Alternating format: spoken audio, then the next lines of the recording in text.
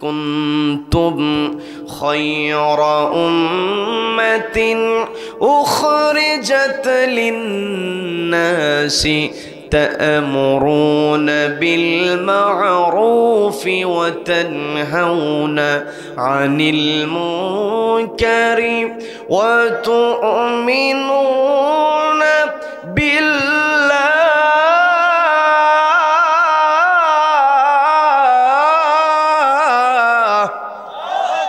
আল্লাহ বলছেন কুনতুম খায়রা উম্মাহ ও আমার বান্দারা তোমরা উত্তম জাতি হতে পারবে তোমরা উত্তম গোষ্ঠী হতে পারবে উখরিজাত লিন্নাস তোমাদেরকে বের করা হয়েছে মানুষের জন্য উখরিজাত লিন্নাস তোমাদেরকে মানুষের জন্য বের করা হয়েছে তার মানে এই পৃথিবীতে আমি আপনি মানুষের তরে আমাকে আপনাকে কাজ করতে হবে কি কথা বলেন আমার আপনার দায়িত্ব হলো মানুষের জন্য আমি আপনি কাজ করব মানুষের জন্য কাজ করা এটাই হলো আমার আপনার খেলাফতের দায়িত্ব কি কথা বলেন যখন আমি আপনি মানুষের জন্য কাজ করব আল্লাহ বলেন তা'মুরুনা বিল মা'রুফ তোমরা সৎ কাজের আদেশ দেবে ওয়া তানহাউনা আনিল মুনকার অসৎ কাজে বাধা প্রদান করবে যখন আমি আপনি সৎ কাজের আদেশ দেব অসৎ কাজে বাধা প্রদান করব আর অসৎ কাজে যে বাধা হবে অসৎ কাজের বিচারটাকে আগে নিশ্চিত করতে হবে কি কথা বলেন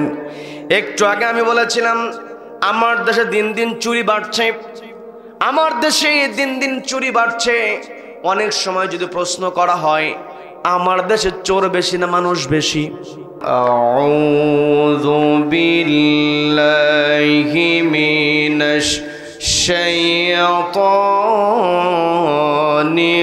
রাজীম বিসমিল্লাহির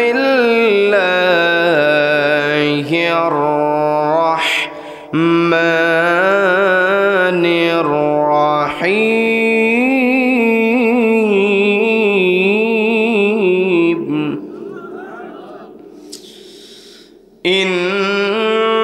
ইন্নামাল মুমিনুনা আল্লাযীনা ইযা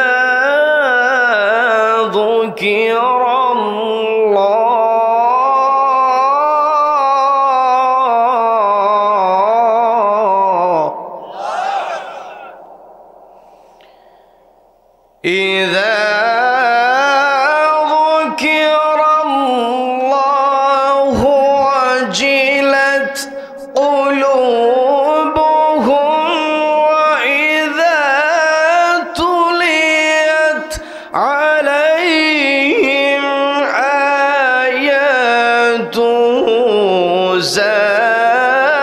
زادتهم إيمانا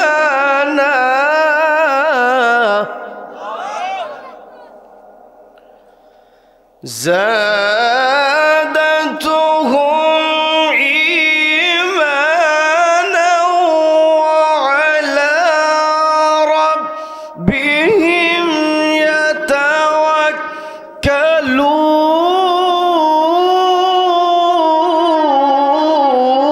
يتوكلون الله أكبر بسم الله الرحمن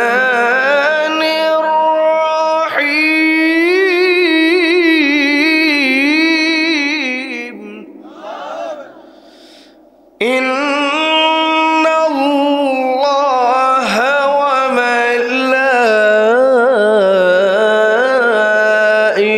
وملائكته يصلون على النبي يا أيها الذين آمنوا صلوا عليه وسلموا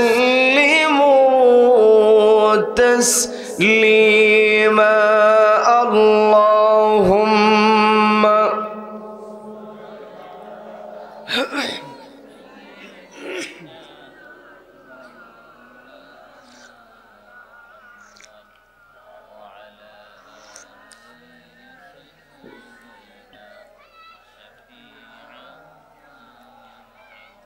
যে ফুল যুগ যুগান্তরে খুশবু ছড়ায়, যে ফুল যুগ যুগান্তরে খুশবু ছড়ায়, এঁকেছি সে ফুল মোরা, এঁকেছি সে ফুল মোরা মনেরি কাবাই, যে ফুল যুগ যুগান্তরে খুশবু ছড়ায়। আল্লাহুম্মা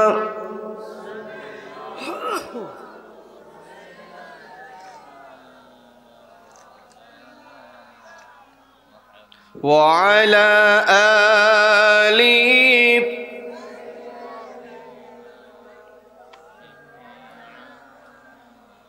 সবাই পড়ুন বালাগাল উলা বিকামালিহি কাশাফাত দুজা বিজামালিহি হাসনাত জামিউ খিসালিহি সাল্লু। বাংলাদেশের অন্যতম প্রসিদ্ধ জেলা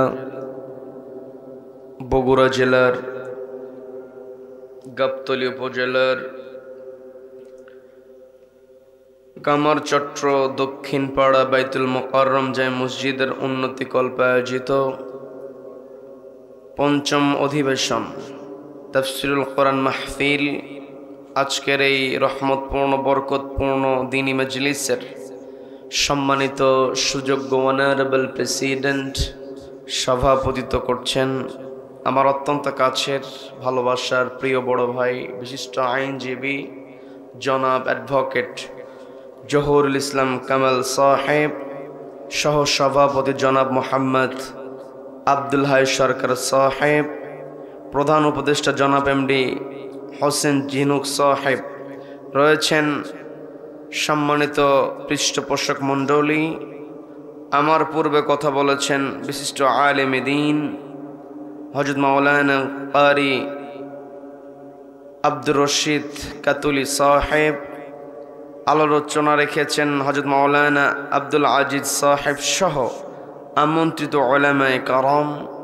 আজকের মাহফিলের সম্মানিত প্রধান অতিথি জনাব মোহাম্মদ শফিকুল ইসলাম বাদশাহ সাহেব সহ বিশেষ অতিথিবৃন্দ, প্রবাসী অতিথিবৃন্দ, আমন্ত্রিত অতিথিবৃন্দ, মাহফিল পরিচালনা রয়েছেন অত্র জামে মসজিদের সম্মানিত সুযোগ্য খতিব জনাব মাওলানা মোহাম্মদ মুফাজ্জল হোসেন সাহেব সহ উপস্থিত রয়েছেন অত্র এলাকার গণ্যমান্য ব্যক্তিবর্গ।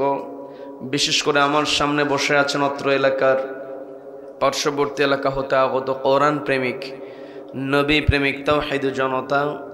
পর্দার অন্তরাল থেকে শুনছেন আমার অত্যন্ত শ্রদ্ধেয়া মা এবং বোনেরা। আলোচনার সূচনায় আমি আপনাদেরকে অভিনন্দন জানাচ্ছি, মোবারকবাদ জ্ঞাপন করছি রব্বুল আলামিনের শেখানো ভাষায়।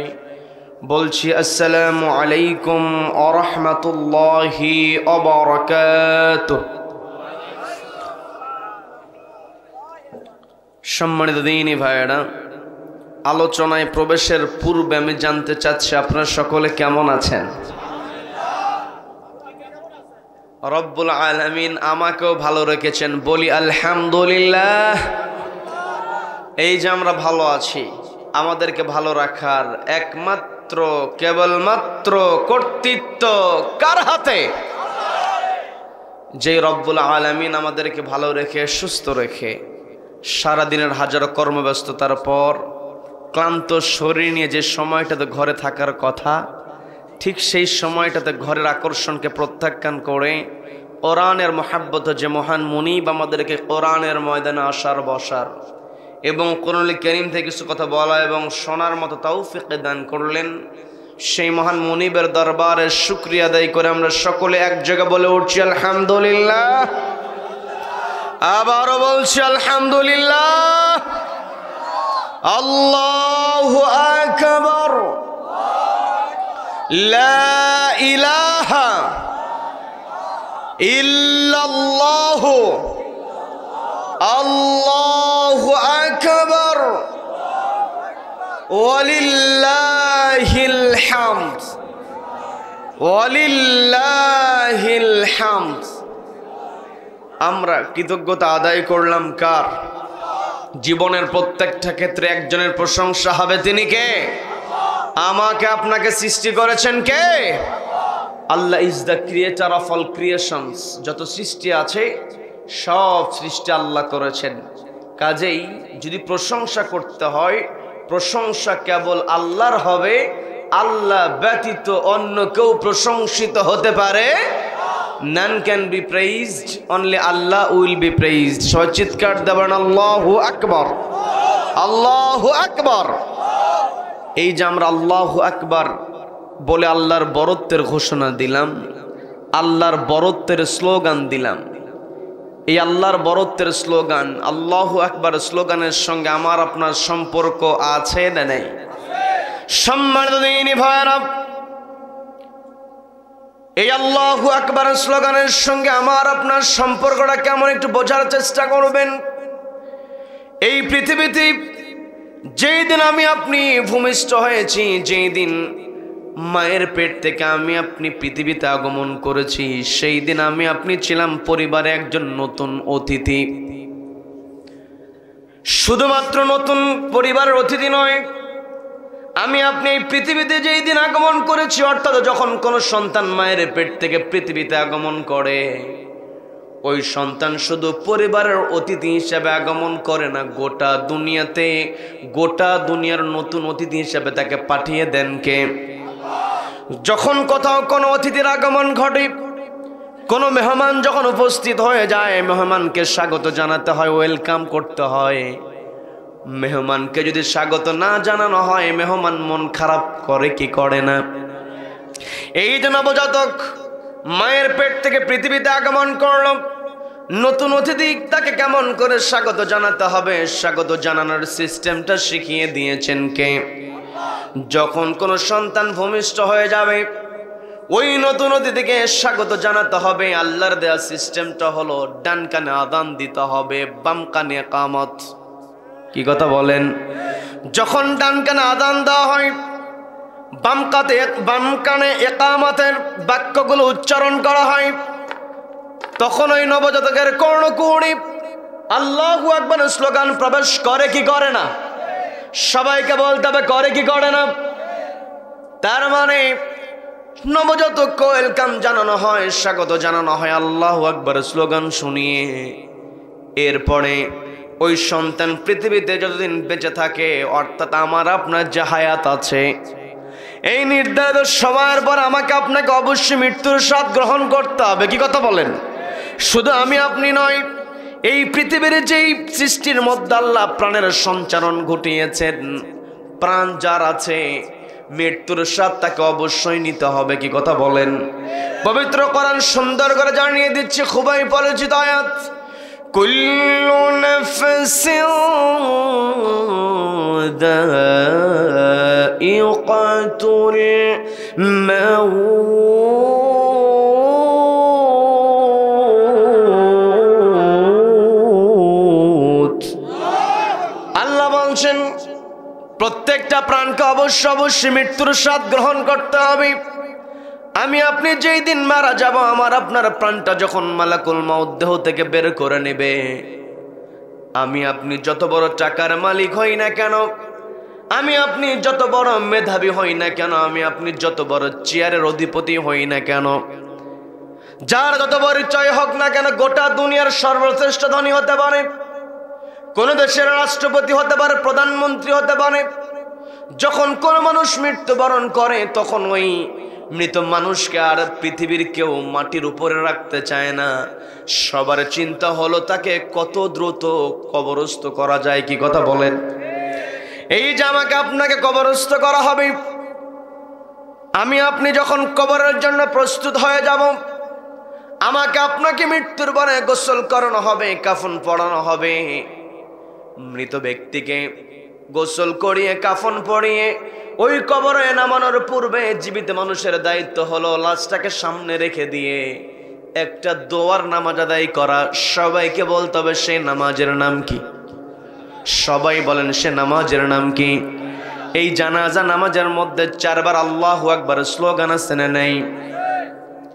তার মানে আমি আপনি যেই দিন পৃথিবীতে আগমন করলাম, আমাকে আপনাকে স্বাগত জানানো হয়েছে আল্লাহু আকবার স্লোগান দিয়ে। আবার আমি আপনি যেই দিন পৃথিবী ছেড়ে চলে যাব, সেই দিন আমাকে আপনাকে বিদায় দেওয়া হবে আল্লাহু আকবার স্লোগান দিয়ে। এর দ্বারা বোঝা যায় এই পৃথিবীতে আমি আপনি যতদিন বেঁচে থাকবো ততদিন আমার আপনার একটাই স্লোগান হবে, নারে তাকবীর, আল্লাহু আকবার স্লোগানকে সামনে রেখে আমাকে আপনাকে চলতে হবে। এই আল্লাহু আকবার স্লোগান যে আমি আপনি দেই, এই স্লোগানের অর্থ আমাকে আপনাকে বুঝতে হবে। আমি আপনাদের নামাজের মধ্যে আল্লাহু আকবার বলে তাকবীরে তাহরিমা বলার পর হাতটা বেঁধে ফেলি। যখন কোনো মানুষ আল্লাহু আকবার বলে হাতটা বেঁধে ফেলে, ও নামাজের যেই নিয়মগুলো আছে এর বাইরে কোনো কাজ আর করতে পারবে নাকি? তার মানে আল্লাহু আকবার বলে আমি আপনি দুনিয়ার সমস্ত কাজগুলোকে নিষিদ্ধ করে ফেলি, যার কারণে প্রথম তাকবীরটাকে বলা হয় তাকবীরে তাহরিমা। তাকবীরে তাহরিমা মানে যেই তাকবীরটা হারাম করে দেয়, দুনিয়ার সমস্ত কাজ হারাম করে দেওয়া হয়। আর আমি আপনি যখন পৃথিবীতে চলবো, আমি আপনি যদি আল্লাহু আকবার স্লোগান দিতে পারি, তাহলে আমাকে আপনাকে চলতে হবে একটি কিতাবকে সামনে রেখে। সেই কিতাবের নাম কি? সবাই বলেন।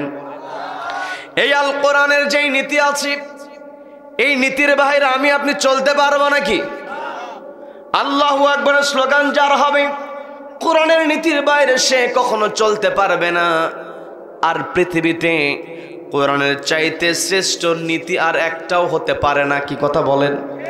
কোরআনের চাইতে শ্রেষ্ঠ নীতি পৃথিবীতে আর একটাও হতে পারবে? যখন শ্রেষ্ঠ হাঁস আমরা দেখে ফেলি, বড় হাঁস, কি বলি আমরা? রাজহাঁস। বিশাল প্রাসাদ যদি আমরা দেখি, প্রাসাদকে কি আমরা কি বলি? প্রাসাদ যখন বড় হয় আমরা বলি রাজপ্রাসাদ। আর রাজপ্রাসাদ যারা তৈরি করে তাদেরকে আমরা কি বলি? রাজমিস্ত্রি। রাজা যে চেয়ারে বসে, সেই চেয়ারের চাইতে শ্রেষ্ঠ চেয়ার আছে? রাজা যে চেয়ারে বসে সেই চেয়ারের নাম কি? রাজসিংহাসন। রাজা যেখানে বসে শ্রেষ্ঠ চেয়ার মানে রাজসিংহাসন। শ্রেষ্ঠ হাঁস বলতে বোঝায় আমরা রাজহাঁস, শ্রেষ্ঠ প্রাসাদ বলতে রাজপ্রাসাদ, শ্রেষ্ঠ মিস্ত্রি বলতে রাজমিস্ত্রি, আর শ্রেষ্ঠ নীতি হলো রাজনীতি। কি কথা বলেন? আর পৃথিবীর সর্বশ্রেষ্ঠ রাজনীতি কোন কিতাবের মধ্যে আছে? সবাইকে বুঝতে হবে কোন কিতাবে। এই কোরআনের নীতি আছে, এটা যদি আপনি বিশ্বাস করেন তাহলে আপনাকে মানতে হবে কোরআনের মধ্যে রাজনীতি আছে। কি কথা বলেন?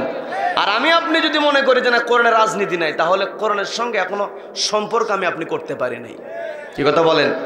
এই কোরআন আল্লাহ রাব্বুল আলামিন আমাকে আপনাকে দিলেন আমার আপনার গাইডলাইন করে। নবীজি স্পষ্ট জানিয়ে দিলেন। বিরক্ত হচ্ছেন আমার কথায়? উঠতে একটু দেরি হয়েছে, নামতেও দেরি হবে, থাকবেন তো? দেখি তো কারা কারা চলে যাবেন। আল্লাহ আমাদের সকলকে কবুল করেন, বলে না আমিন, বলে না আমিন। তার মানে পৃথিবীতে আমি আপনি কোরআনকে যদি গাইডলাইন করে মানতে পারি, চলতে পারি, নবীজি বললেন মান জাআলাহু আমামাহু ক্বাদাহু ইলাল জান্নাহ। মান জাআলাহু, যেই ব্যক্তি বানিয়ে নিল, জাআলাহু আয় জাআলাল কোরআন, এই কোরআনকে যে ব্যক্তি বানিয়ে নিল, আমামাহু তার ইমাম, ক্বাদাহু ইলাল জান্নাহ, এই কোরআন তাকে আল্লাহ জান্নাতে প্রবেশ করায় দেবে। বলেন না সুবহানাল্লাহ। সম্মানিত দিনী ভাইরা, এই কোরআন রব্বুল আলামিন আমাকে আপনাকে দিয়েছেন গাইডলাইন করে। আমাকে আপনাকে আল্লাহ রব্বুল আলামিন পৃথিবীতে পাঠিয়েছেন। পৃথিবীতে অসংখ্য অগণিত সৃষ্টি আছে, সমস্ত সৃষ্টির মধ্যে রব্বুল আলামিন আমাকে আপনাকে সবচাইতে বেশি সম্মান দিয়েছেন। বলেন না সুবহানাল্লাহ। আমরা হলাম আশরাফুল মাখলুকাত। মানুষের ব্যাপারে আল্লাহ রব্বুল আলামিন সুন্দর করে বলছেন ওয়ালাকাদ কাররামনা বানি আদম ওয়া হামালনাহুম ফিল বাররি ওয়াল বাহরি ওয়া রাযাকনাহুম মিনাত তাইয়্যিবাত।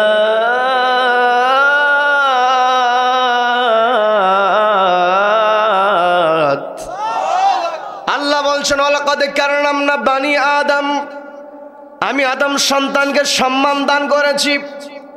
এই পৃথিবীতে আমাকে আপনাকে রব্বুল আলামিন সম্মানিত করেছেন।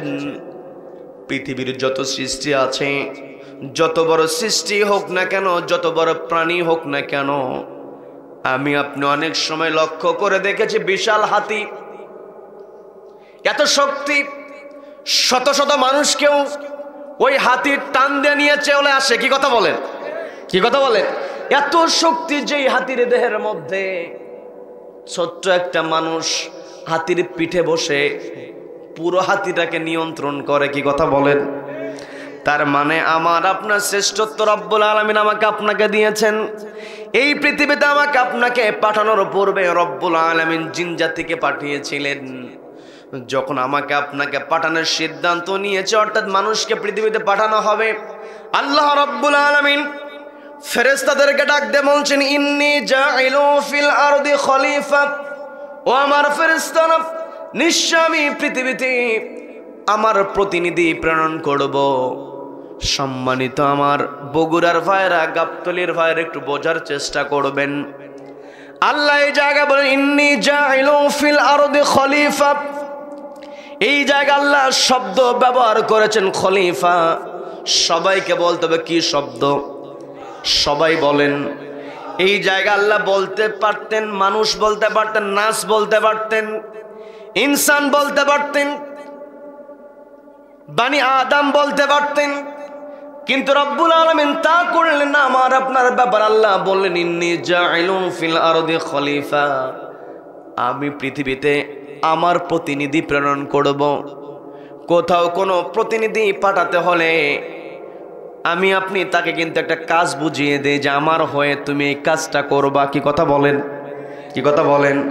আল্লাহ রাব্বুল আলামিন আমাকে আপনাকে প্রতিনিধি করে পৃথিবীতে পাঠিয়েছেন। প্রতিনিধির দায়িত্ব আমাকে আপনাকে পালন করতে হবে। আবার আল্লাহ রাব্বুল আলামিন আরেকটা জায়গায় আমাকে আপনাকে সৃষ্টির ব্যাপারে সুন্দর করে বললেন, খুবই পরিচিত আয়াত, সবাই আমার সঙ্গে পড়েন, ওয়ামা খালাকাতুল জিন্না ওয়াল ইনসা ইল্লা লিয়াবুদুন।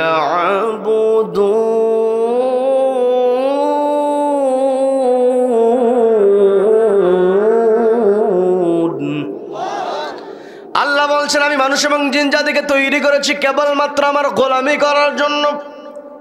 তার মানে আমি আপনি পৃথিবীতে আল্লাহর খলিফা হিসাবে যদি কাজ করতে চাই, তাহলে আমাকে আপনাকে আল্লাহর গোলামি করতে হবে। আমাকে আপনাকে আল্লাহর গোলাম হতে হবে, আল্লাহর ইবাদত করতে হবে। এই পৃথিবীতে একজন মানুষের সবচাইতে বড় পরিচয় হলো সে কতটুকু আল্লাহর গোলামি করতে পেরেছে। আমার আপনার মেধা থাকতে পারে, সুন্দর চেহারা থাকতে পারে, বড় অফিসার বড় পদ আমার আপনার থাকতে পারে, কিন্তু এগুলো কোনো দাম থাকবে না। আমার আপনার সবচাইতে বড় পরিচয় হতে হবে, সেটা হলো আমি আপনি কতটুকু গোলাম হতে পেরেছি। কার? সবাইকে বলতে হবে কার গোলাম।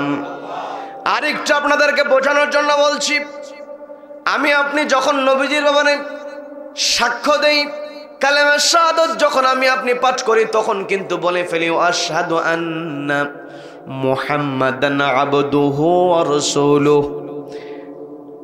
সবাইকে দৃষ্টি আকর্ষণ করে বলছি, পর্দাওয়ালার মা বোনেরা একটু বোঝার চেষ্টা করবেন। নবীজির সর্বশ্রেষ্ঠ পরিচয়, নবীজির অন্যতম সর্বশ্রেষ্ঠ পরিচয়টা হলো, সেটা হলো নবীজি ছিলেন সর্বশ্রেষ্ঠ নবী। নবীজি নবীদেরও নবী, বলেন না সুবহানাল্লাহ। নবীজি ছিলেন সর্বশ্রেষ্ঠ রাসূল। নবীজির পরিচয়টা আল্লাহ রাব্বুল আলামিন তুলে ধরলেন, ওয়া আশহাদু আন্না মুহাম্মাদান আবদুহু ওয়া রাসূলুহু। আল্লাহ তো চাইলে বলতে পারতেন, সিস্টেমটা শিখায় দিতে পারতেন, ওয়া আশহাদু আন্না মুহাম্মাদার রাসূলুহু ওয়া আবদুহু। কিন্তু রাসূল পরিচয় দেওয়ার পূর্বে আল্লাহ নবীদের ব্যাপারে বললেন মুহাম্মাদান আবদুহু ওয়া রাসূলুহু। তার মানে নবীজি রাসূল, তবে রাসূল হওয়ার পূর্বে নবীজি একজনের গোলাম। তিনি কে? সবাইকে বলতে হবে তিনি কে। আমার আপনার পরিচয়, আমাকে আপনাকে আল্লাহর গোলাম হতে হবে, আল্লাহর ইবাদত করতে হবে। আর এই ইবাদত আমি আপনি শুধুমাত্র ব্যক্তিগত জীবনে করলাম, নামাজ পড়লাম, রোজা রাখলাম, হজ করলাম, জাকাত দিলাম, কোরআন পড়লাম, জিকির করলাম, ব্যক্তিগত জীবনে শুধুমাত্র আমল করলাম। অবশ্যই ব্যক্তিগত জীবনে আমাকে আপনাকে আমল করতে হবে, কিন্তু শুধুমাত্র ব্যক্তিগত জীবনে আমল করে আমি আপনি কখনো জান্নাতে যেতে পারবো না। কি কথা বলেন? আল্লাহ আমাকে আপনাকে পাঠিয়েছে, একটু আগে বলেছে, আল্লাহ বলেছেন ইন্নী জাইলু ফিল আরদি খলিফা, আমি পৃথিবীতে আমার প্রতিনিধি প্রেরণ করব। অর্থাৎ আমি আপনি যদি আল্লাহর প্রতিনিধি হতে চাই, তাহলে ব্যক্তিগত জীবনে, পারিবারিক জীবনে, সামাজিক জীবনে, রাষ্ট্রীয় জীবনে, আন্তর্জাতিক অঙ্গনে প্রত্যেকটা ক্ষেত্রে ইবাদত করতে হবে কার? আমি আপনি যখন সমাজে বিচার করব, আমি আপনি যখন রাষ্ট্রে কোনো ফয়সালা দেব, তখন আমাকে আপনাকে মানতে হবে একটি নীতির কিতাব। সেই কিতাবের নাম কি? সবাইকে বলছে সেই কিতাবের নাম কি? এই কোরআনের আলোকে আমি আপনি যখন আইন আদালতে যখন কোরআন বাস্তবায়ন করতে পারবো, কোরআন দিয়ে যখন বিচার করতে পারবো, এই কোরআন যখন সমাজে প্রতিষ্ঠিত হবে, বিচারালয়ে প্রতিষ্ঠিত হবে, সেই ক্ষেত্রে দুনিয়াতে কেউ অপরাধ করে পার পাবে না। কথা বলেন ঠিক কিনা? আজকে আমার দেশে যদি প্রশ্ন করি, চুরি আছে না নাই? সবাইকে বলতে হবে চুরি আছে না নাই? এই কোরআনের মধ্যে চোর চুরি করলে কি বিধান, সেটাও আছে না নাই? কোরআনের মধ্যে বিধান আছে, চোর আছে, আমাদের দেশে আদালত আছে, বিচার বিভাগ আছে। দিন দিন আমার দেশে চুরি বাড়ছে না কমছে? আইন আদালত সবই আছে। নতুন নতুন প্রত্যেক বছর বিশেষ পরীক্ষা হয়, সেই বিশেষ পরীক্ষাতে নতুন নতুন করে ম্যাজিস্ট্রেট আসে, এত এত ম্যাজিস্ট্রেট নিয়োগ দেওয়া হয়, নতুন নতুন করে বেঞ্চ আলাদা করা হয়, দ্রুত বিচার হয়। কিন্তু আমার দেশে চুরি কখনো বন্ধ হয় না। কথা বলেন ঠিক কিনা? আজকে আমার আপনার খেলাফতের দায়িত্ব আমি আপনি পালন করতে পারছি না। আল্লাহ আমাকে আপনাকে সুন্দর করে বলছেন, খেলাফতের দায়িত্ব আমি আপনি কেমন করে পালন করতে পারবো। আল্লাহ বললেন পবিত্র কোরআনের 3 নম্বর সূরা, সূরা আলে ইমরান 110 নম্বর আয়াত, আল্লাহ বলছেন কুনতুম খায়রা উম্মাতিন উখরিজাত লিন-নাসি تأمرون بالمعروف وتنهون عن المنكر وتؤمنون بالله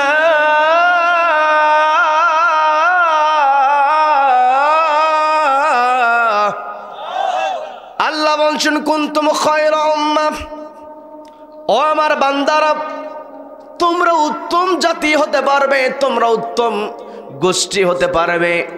উখরিজাত লিন-নাস, তোমাদেরকে বের করা হয়েছে মানুষের জন্য। উখরিজাত লিন-নাস, তোমাদেরকে মানুষের জন্য বের করা হয়েছে। তার মানে এই পৃথিবীতে আমি আপনি মানুষের তরে আমাকে আপনাকে কাজ করতে হবে। কি কথা বলেন? আমার আপনার দায়িত্ব হলো মানুষের জন্য আমি আপনি কাজ করব। মানুষের জন্য কাজ করা, এটাই হলো আমার আপনার খেলাফতের দায়িত্ব। কি কথা বলেন? যখন আমি আপনি মানুষের জন্য কাজ করব, আল্লাহ বলেন তা'মুরুনা বিল মা'রুফ, তোমরা সৎ কাজের আদেশ দেবে, ওয়া তানহাউনা আনিল মুনকার, অসৎ কাজে বাধা প্রদান করবে। যখন আমি আপনি সৎ কাজের আদেশ দেব, অসৎ কাজে বাধা প্রদান করব, আর অসৎ কাজে যে বাধা হবে, অসৎ কাজের বিচারটাকে আগে নিশ্চিত করতে হবে। কি কথা বলেন?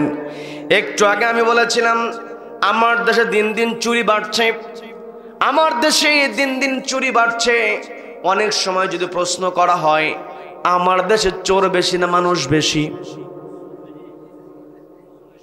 আচ্ছা এখানে বলতেছে মানুষ বেশি, সামনে বলতেছে চোর বেশি, তাহলে কোন দিকে যাব? মানুষই বেশি, কিন্তু চোরকে সহ্য করার মানুষ বেশি। কি কথা বলেন? মুরগি চোর ধরা পড়লে, জুতা চোর ধরা পড়লে, আচ্ছা গণধলাই আছে না নেই? যেখানে গণধলাই হচ্ছে জীবনে কাউকে আঘাত করে না, কাউকে মারার সাহস নাই। যখনই শুনছে ওখানে মুরগি চোর ধরা পড়ছে, চিন্তা করলো সুযোগ একটা পাইছি, একটা থাপ্পড় অন্তত মেরে আসি। কি কথা বলেন? মুরগি চোর ধরা পড়েছে, জুতা চোর ধরা পড়েছে, থাপ্পড় মেরে আসলো। কিন্তু আমার দেশে যে সমস্ত অফিসারেরা কলমের খোঁচা দিয়ে লক্ষ লক্ষ টাকা, কোটি কোটি টাকা আত্মসাৎ করছে, ওই চোর জানার পরও আমার আপনার সামনে আসলে গণধলাই তো দূরের কথা, সালাম দিয়ে হুঁশ পাই না। আজকে আমার দেশে অতানহাউনা আনিল মুনকার, অসৎ কাজে বাধা। আজকে আমার দেশে হাজার হাজার কোটি টাকা পাচার হয়ে যায়। কি কথা বলেন, কি কথা বলেন? জনগণের কাজ করা হবে, হসপিটাল নির্মাণ হবে, স্কুল কলেজে বিল্ডিং তৈরি হবে, সেখানে আগেই ওটা পাস করতে গেলে অফিসে আগে কি করতে হয়? কিছু টাকা নিজ দিয়ে দিতে হয়। কি কথা বলেন, কি কথা বলেন? যেই সমস্ত অফিসারগুলো কলমের খোঁচা দিয়া লক্ষ লক্ষ কোটি কোটি টাকা আত্মসাৎ করছে, এইরকম একটা অফিসারকে যদি অতানহাউনা আনিল মুনকার, অসৎ কাজে বাধা প্রদানের অন্তর্ভুক্ত করে, চোর চুরি করলে ফাকাতউ আইদিয়াহুমা, চোরের হাত কেটে দাও। একটা অফিসারের হাত যদি বাইতুল মুকাররমের সামনে অথবা সুপ্রিম কোর্টের সামনে কেটে দেওয়া হতো, বাকি অফিসারগুলো এমনিতেই সোজা হয়ে যেত। এই কথাগুলো বললেই হুজুরেরা খারাপ। কি কথা বলেন? গাবতলিতে আলুর আবাদ হয়, বিক্রি করে 20 টাকা কেজি, ঢাকায় পৌঁছাতে পৌঁছাতে 120 টাকা। কি কথা বলেন? কেন হয়? মোড়ে মোড়ে কি করতে হয়? চাঁদা দিতে হয়। কি কথা বলেন? যারা চাঁদাবাজ এরা হচ্ছে ফাসাদ তৈরিকারী। কি কথা বলেন? যারা সন্ত্রাসী করবে, চাঁদাবাজি করবে, মানুষের উপরে জুলুম করবে, এরা হলো ডাকাত। কি কথা বলেন? আর জমিনে যারা ফাসাদ তৈরি করবে, আল্লাহ স্পষ্ট সূরা মাইদার মধ্যে বলে দিয়েছেন, হাত কেটে দাও, পা কেটে দাও।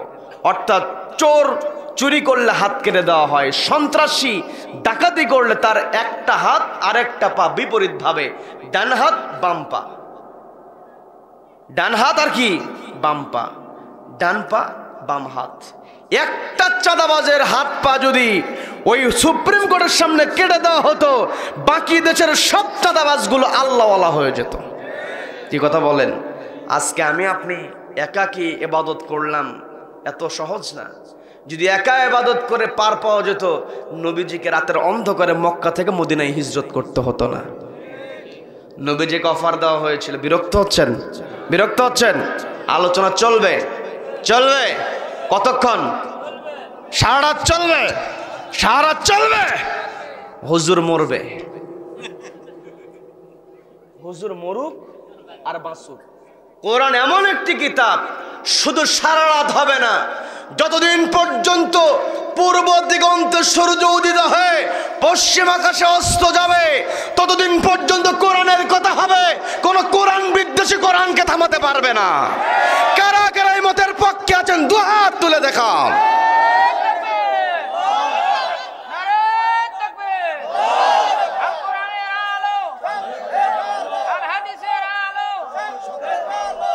আল্লাহ আমাদের সকলকে কবুল করেন, বলেন আমিন, বলেন আমিন। সম্মানিত দিনী ভাইয়েরা, আমার আপনার দায়িত্ব আল্লাহর ইবাদত করতে হবে, খেলাফতের দায়িত্ব পালন করতে হবে। খেলাফত মানে হলো ন্যায় প্রতিষ্ঠা করো, অন্যায়কে ধ্বংস করে দাও, অন্যায়কে দূর করে দাও। আমি আপনি যত নিয়ম তৈরি করি না কেন, আমার দেশে দুদক আছে, দুর্নীতি দমন কমিশন। কি কথা বলেন? আছে না নাই? দুর্নীতি আগের চেয়ে বাড়ছে না কমছে? তার মানে আমি আপনি মানব রচিত বিধান দিয়ে যতই সমাজে শান্তি আনার চেষ্টা করি না কেন, মানব রচিত বিধান দিয়ে সমাজে কখনো শান্তি আনা সম্ভব হবে? সম্মানিত দিনী ভাইরা, আমাকে আপনাকে আল্লাহ রাব্বুল আলামিন পৃথিবীতে পাঠিয়েছেন। আমার আপনার দায়িত্ব হলো আল্লাহর গোলামি করতে হবে। সেই গোলামি শুধুমাত্র ব্যক্তিগত জীবনে নয়, পারিবারিক জীবনে নয়, সামাজিক জীবনে, রাষ্ট্রীয় জীবনে, আন্তর্জাতিক অঙ্গনে, প্রত্যেকটা জায়গায় আল্লাহর গোলামি করতে হবে। আপনি যেখানেই যাবেন সেখানে আল্লাহকে স্মরণ করতে হবে। আল্লাহ আমাকে আপনাকে বলেন, তা'মুরুনা বিল মা'রুফ, তোমরা সৎ কাজের আদেশ দাও। এই জায়গাতে আল্লাহ আমাকে আপনাকে বলেছেন, তোমরা আদেশ দাও, সৎ কাজের আদেশ দাও। আর আল্লাহ রাব্বুল আলামিন পবিত্র কোরআনের 16 নম্বর সূরা, সূরা নাহলের 90 নম্বর আয়াত আল্লাহ সুন্দর করে বলছেন, এই আয়াতটা আপনাদের সকলের মুখস্থ না থাকলেও ঠোঁটস্থ আছে, সেটা হলো ইন্নাল্লাহা ইয়া'মুরু বিল আদলি ওয়াল ইহসান ওয়া ইতা'i যিল কুরবা। এতদূর পর্যন্ত যাওয়া লাগে না। প্রত্যেক জুমার দিনে খতিব সাহেব যখন সানি খুতবা পাঠ করেন, শেষের দিকে যখন তিনি বলে ফেলেন ইন্নাল্লাহা ইয়া'মুরু বিল আদল, এই পর্যন্ত যাওয়ার সঙ্গে সঙ্গে মুসল্লিরা রেডি, যুবক ভাইয়েরাও রেডি। এই তো খুতবা শেষ, গল্প থামায়া দেয়। কি কথা বলেন? এই ফাঁকে যুবক ভাইদেরকে একটা কথা বলি, মুরব্বীরা আছেন, আপনারাও সতর্ক হয়ে যান। যখন ইমাম সাহেব খুতবা দিবে, ওই খুতবা কল চলাকালীন সময় কেউ যদি কথা বলে, আরেকজন যে বলবে ভাই কথা বলো না, নিষেধ করবে, নিষেধ করাটাও নিষেধ। কেউ কথা বলছে, তাকে থামানোর জন্য যে আপনি কথা বলবেন, সে কথাটাও পর্যন্ত বলা যাবে না। তার মানে ভাইদেরকে দৃষ্টি আকর্ষণ করে বলছি, মুরব্বী যারা আছেন, যারা এই কথা বলেন, এই বদভ্যাস যাদের আছে, আজকে থেকে নিয়ত করেন ইমাম সাহেব অন্তত যে সময়টাতে আরবি খুতবা পাঠ করে একটা কথাও বলবেন না। বলবেন নাকি? আল্লাহ আমাদেরকে সতর্ক হওয়ার তৌফিক দান করুন, বলেন আমিন। আমি বলতে নিয়েছিলাম, ইমাম সাহেব যখন ইন্নাল্লাহা ইয়া'মুরু বিল আদল এই পর্যন্ত বলার সঙ্গে সঙ্গে মুসল্লিরা রেডি, গা ঝাড়া দিয়ে দেয়, যে মনে হয় যে আরবি সবই বুঝলো। কি কথা বলেন? কি কথা বলেন? এই যে গা ঝাড়া দিয়ে আমি আপনি দাঁড়িয়ে যাই, নামাজের জন্য প্রস্তুতি গ্রহণ করি, আমার আপনার ঠোঁটস্থ হয়েছে, মুখস্থ হয়েছে, এটা অবশ্যই ভালো দিক, এটা অবশ্যই ভালো দিক। তবে এর সঙ্গে আরো যুক্ত হতে হবে, ইমাম সাহেব ওই আয়াতের মধ্যে তিনি কোন কথা বললেন? তিনি বলছেন ইন্নাল্লাহা ইয়া'মুরু বিল আদল, নিশ্চয় রব্বুল আলামিন অর্ডার দেন আদালত প্রতিষ্ঠার জন্য, ন্যায় বিচার প্রতিষ্ঠার জন্য। আল্লাহ আমাকে আপনাকে বলেন তা'মুরুনা বিল মা'রুফ, সৎ কাজের আদেশ দাও। আর আল্লাহ নিজেই সরাসরি অর্ডার দিচ্ছেন সৎ কাজের। এক নাম্বার যেই সৎ কাজ আল্লাহ বলেন ইন্নাল্লাহা ইয়া'মুরু বিল আদল, তার মানে এই পৃথিবীতে আমি আপনি যখন অর্ডার দিতে যাব, সৎ কাজের অর্ডার দিতে যাব, সৎ কাজ প্রতিষ্ঠা করতে যাব, তখন আমার আপনার এক নম্বরে খেয়াল করতে হবে সমাজের মধ্যে ন্যায় প্রতিষ্ঠা আছে কিনা। যদি সমাজের মধ্যে ন্যায় বিচার থাকে, সেই সমাজের সৎ কাজের আদেশ দেওয়া সহজ হয়। কি কথা বলেন?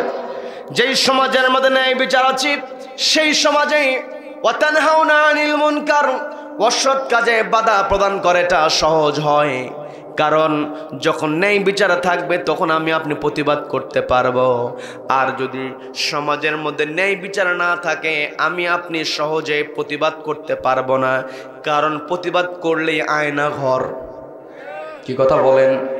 প্রতিবাদ করলে গুম করে ফেলে, প্রতিবাদ করলে বন্দি অবস্থায় রাখে। কিন্তু এই পৃথিবীতে এক শ্রেণীর মানুষ থাকবে, আল্লাহ বললেন ওয়াতানহাউনা আনিল মুনকারি ওয়া তু'মিনুনা বিল্লাহ, তোমরা ঈমান চাও না আল্লাহর উপরে, আল্লাহর উপরে যারা প্রকৃত ঈমান আনতে পারবে তারা কখনো ভয় পাবে না। দেখবেন বিগত দিনে আমরা বহু মানুষকে দেখেছি হাসতে হাসতে আদালতে গিয়েছে, হাসতে হাসতে। কি কথা বলেন? কি কথা বলেন? ওয়া আলা রাব্বিহিম ইয়াতাওয়াক্কালুন। আমি আমার আলোচনার সূচনায় পবিত্র কোরআনের 8 নম্বর সূরা সূরা আনফালের 2 নম্বর আয়াতে কারিমা তেলাওয়াত করেছি। যে আয়াত আল্লাহ রাব্বুল আলামিন মুমিন বান্দার 3টা বৈশিষ্ট্য বলেছেন। সময় কম হওয়ার কারণে আমি 1 নম্বর বৈশিষ্ট্য হলো ঈমানদার বান্দা ওয়াজিলাত কুলুবুহুম, অন্তরটা কেঁপে ওঠে কার ভয়ে? ইযা যুকিরাল্লাহ, যখন আল্লাহর নাম উচ্চারিত হবে, আমি আপনি যখন ঈমানদার হতে পারবো, আমার আপনার অন্তরটা কেঁপে উঠবে আল্লাহর ভয়ে।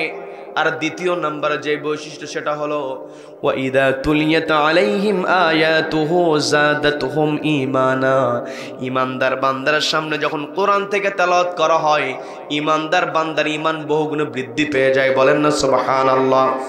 তৃতীয় নম্বর বৈশিষ্ট্য ওয়া আলা রাব্বিহিম ইয়াতাওয়াক্কালুন, ঈমানদার বান্দা সবসময় আল্লাহর উপর তাওয়াক্কুল করে। এই যে আজকে তাফসীরুল কোরআন মাহফিল দেওয়া হয়েছে, বাংলাদেশে তাফসীরুল কোরআন মাহফিল বলতে সবচাইতে বড় যে তাফসীরের মাহফিল বলতে আমরা বুঝি, আজকে চট্টগ্রাম প্যারেড ময়দানে, যেই ময়দানে আমাদের কোরআনের পাখি শহীদ আল্লামা দর্শন সাইদি তিনি আলোচনা করেছেন, সেই প্যারেড ময়দানে আলোচনা শুরু হয়েছে, শেষ হবে 31শে জানুয়ারি। এই যে মাহফিলে তিনি আলোচনা করেছেন, শেষ দিন সেখানে ডক্টর মিজানুর রহমান আজহারী হাফিজাহুল্লাহ তিনি কথা বলবেন। আমি বলতে নিয়েছি যে তাফসিরুল কোরআন মাহফিল বলতে আমরা যেটা বুঝি, ওই প্যারেডের ময়দানে তিনি লক্ষ লক্ষ মানুষের সামনে কোরআন থেকে কথা বলেছেন। কি কথা বলেন? কোরআন থেকে যখন হক কথা বলেছেন, বাতিলেরা সহ্য করতে পারে নাই, বন্দী অবস্থায় রেখে দিয়েছে। কিন্তু আলা রাব্বিহিম ইয়াতাওয়াক্কালুন, ইমানদার বান্দা যারা হবে তাওয়াক্কুল করবে কার উপরে? আল্লাহর উপরে। যারা তাওয়াক্কুল আছে তার চেহারা থেকে কেউ হাসি কেড়ে নিতে পারে না। এর প্রমাণ আমরা দেখেছি, শহীদ আল্লামা দেলোয়ার হোসেন সাঈদীকে 13টা বছর বন্দী অবস্থায় রেখে দেওয়া হয়েছে। বিন্দু পরিমাণ তার চেহারার মধ্যে কখনো কষ্টের ছাপ দেখা যায় নাই, বরং শেষ দিন তাকে যখন হত্যার পরিকল্পনা করে জেলখানা থেকে ওই অ্যাম্বুলেন্সে করে যখন হসপিটালে আনা হলো, হসপিটালে তিনি অ্যাম্বুলেন্স থেকে নামলেন।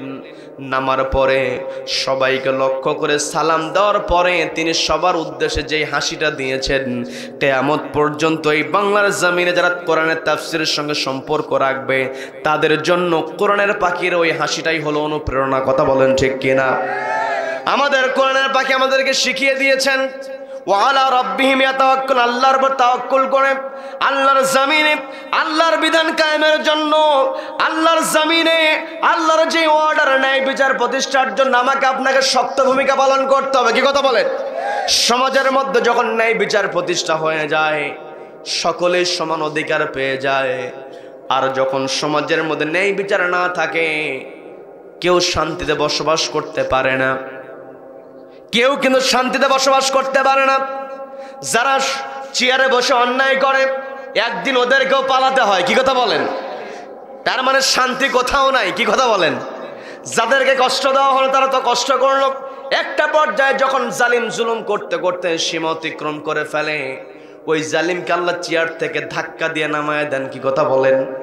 ফেরাউন অত্যাচার করেছিল, পানিতে আল্লাহ চুবায় মেরেছেন। নমরুদ অত্যাচার করেছি, রব্বুল আলামিন ছোট্ট মশা ল্যাংরা মশাতে বিদায় করেছেন। কি কথা বলেন? আব্রাহা যখন বিশাল হস্তি বাহিনী নিয়ে এসেছে, আল্লাহ রব্বুল আলামিন ওই হস্তি বাহিনীকে বড় কোনো বাহিনী দিয়ে পরাজিত করেন নাই। রব্বুল আলামিন তয়রন আবাবিল, ঝাঁকে ঝাঁকে পাখি প্রেরণ করলেন।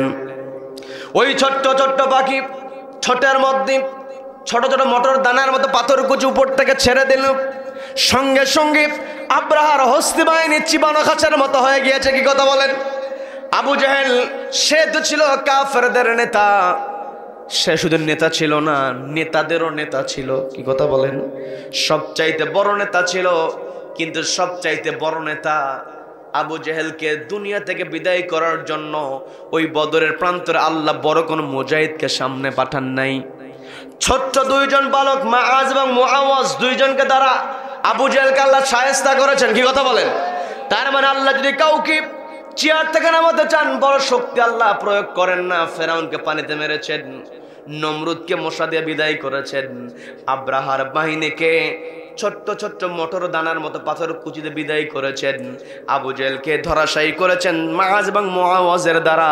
আর এই বাংলার জমিনে যে লেডি ফেরাউন দীর্ঘদিন অত্যাচার করেছে, ওই লেডি ফেরাউনকে তাড়িয়ে দেওয়ার জন্য আল্লাহ কোনো বড় বাহিনীকে সামনের কাতারে দেন নাই।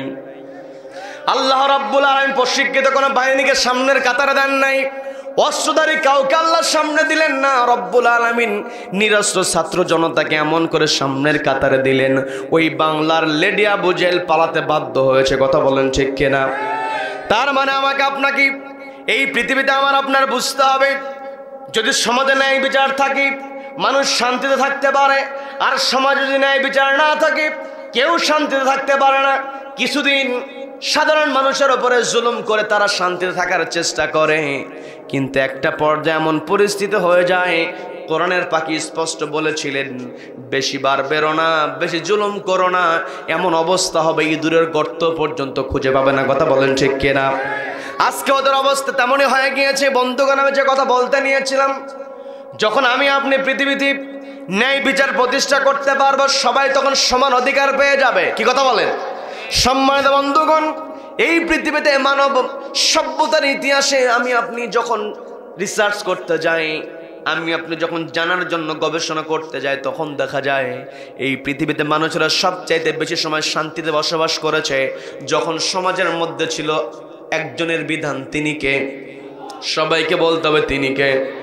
আমরা ইতিহাসে নবীজির পর থেকে যে পর্যালোচনা করি তাহলে দেখা যায় হযরত ওমর রাদিয়াল্লাহু তাআলা আনহু, আবু বকর রাদিয়াল্লাহু তাআলা আনহু, ওসমান আলী রাদিয়াল্লাহু আনহুম, তারা যখন শাসন করেছে সমাজের মধ্যে ন্যায় বিচার ছিল। আর একজন খলিফা ছিলেন, খলিফার নাম হলো হারুনুর রশিদ। এই খলিফার সঙ্গে আলেম ওলামাদের সম্পর্ক ভালো ছিল, আলেম ওলামার সঙ্গে সম্পর্ক ভালো ছিল। আপনারা অনেক সময় ঘটনা শুনেছেন, বাহালুল পাগলের নাম আপনারা শুনেছেন, কি কথা বলেন? এই বাহালুল তিনি তো ছিলেন আলেম মানুষ, আল্লাহওয়ালা মানুষ। আমি সেই দিকে যাব না, আমি আপনাদেরকে বোঝানোর জন্য বলছি। ওই খলিফা হারুনুর রশিদ তিনি যখন শাসন করেছেন তিনি একটা কিতাবকে প্রাধান্য দিয়েছিলেন। সেই কিতাবের নাম কি? সবাইকে বলতে হবে সেই কিতাবের নাম কি? খলিফা হারুনুর রশিদের শাসনামলে সিরিয়ার তৎকালীন সময়ের একটা শহর ছিল, যে শহরের নাম হলো রাকা শহর। ওই রাকা শহরের বিচারক অসুস্থ হয়ে পড়েছে। বিচারক যখন অসুস্থ, আদালত বসে না, বিচারগুলো জমা হয়ে যায়, বিচার জমা হয়, বিচার পাওয়া যায় না। একটা অস্থির অবস্থা, স্থবির অবস্থা। খলিফা বড় বড় চিঠি লেখা হলো, আমাদের রাকা শহরে বিচারক অসুস্থ।